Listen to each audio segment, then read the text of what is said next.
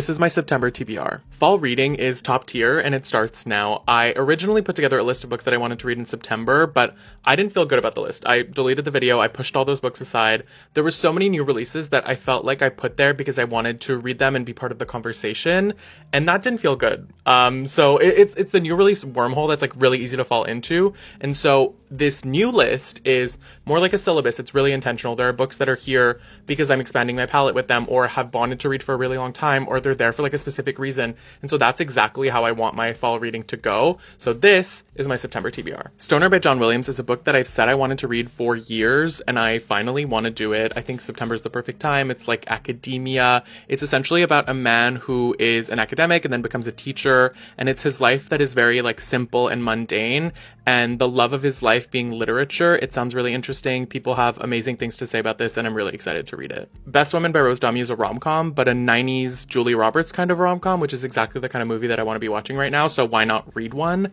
If I'm going to read a rom-com, which I don't do often, it's going to be by Rose Domu. She is so smart and funny and quippy, and I know this is going to be just like such a fun time. It's about a girl who is best woman at her brother's wedding, and she has a crush on the maid of honor, and then things get kooky and wild and fun, and I just know this is going to be a good time. The Argonauts by Maggie Nelson. Now, I have read basically every other Maggie Nelson book out there other than this one, which is her most popular, so that's very strange. I don't know why I waited this long, but I'm really excited to dig into it. It's memoir and auto theory. It's gender, sexuality, family, queering the family, parenthood, all sorts of things, and I'm really, really interested in it.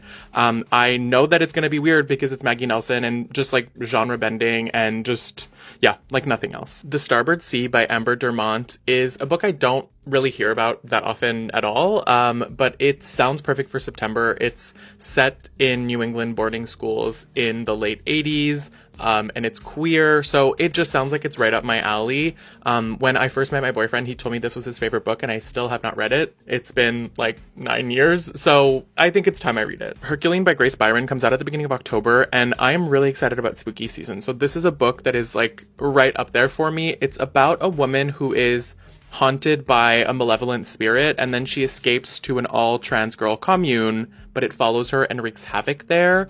I cannot wait to read this. It sounds so wild, so fun, and pretty horrific. The Fire Next Time by James Baldwin. This is a book that a lot of people talk about when they reference James Baldwin's work. I have read all of his novels. I have read some of his nonfiction. I've only read this in part though, so I'm excited to finally read it in full. It consists of 2 letters that are essentially essays that talk about his life, his experience with the church and with race, but it's mostly about racism in America and the legacy of racism in America. And so I'm really excited to read this and finally get familiar with this part.